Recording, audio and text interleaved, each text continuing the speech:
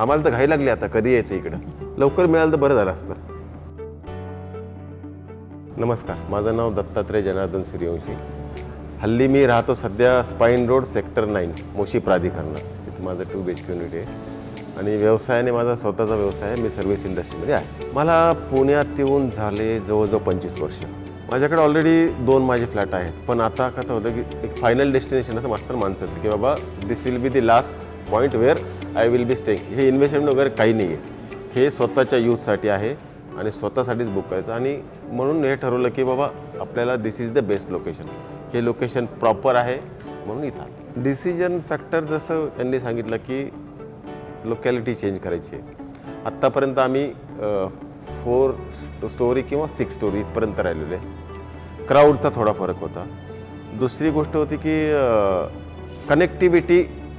पिंपरी चिंचवड शहरामध्ये राहत असताना मला मुंबईकडे जायला सोयीस्कर पाहिजे, मला नाशिककडे जायला, मला पुण्याकडे जायला सोयीस्कर हवं, म्हणून कनेक्टिव्हिटी हा सगळ्यात पहिला मुद्दा होता. दुसरा पॉईंट होता की सोशल अवेअरनेसवाला क्राऊड चांगला पाहिजे. नंबर ऑफ बिल्डिंग्स जितकी जास्त लोक तितकं तुमचं हे होणार, काय म्हणतात की कनेक्टिव्हिटी वाढणार. हा दुसरा पॉईंट होता.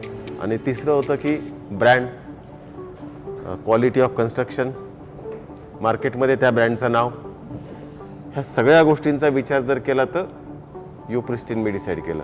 आणि ही डिसिजन मी फक्त 3 दिवसात घेतली. पहिल्या दिवशी मी एकटा आलो बघायला, दुसऱ्या दिवशी कंप्लीट फॅमिलीबरोबर आलो, तिसऱ्या दिवशी बुकिंग केलं. पेशियस,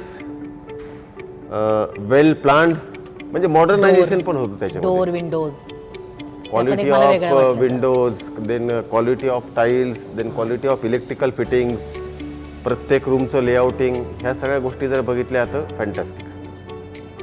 हे काहीतरी जे रेग्युलर बघतो त्याच्यापेक्षा वेगळं होतं. लवकर मिळालं तर बरं झालं असतं. तर it will be a fantastic premises. मी तर ऑलरेडी सांगितले, माझे जे फ्रेंड्स होते ना, जे शोधताय नवीन, मी सांगितले की तुम्ही यू प्रेस्टिनला बघा, खूप छान प्रोजेक्ट आहे. बेसिकली काय आहे की आमचं रिटायरमेंट होम आहे असं म्हटलं तरी चालेल. Final destination, people are good, group is good. वाट बघते बाकी काही नाही. आम्हाला तर घाई लागली आता, कधी यायचं इकडं.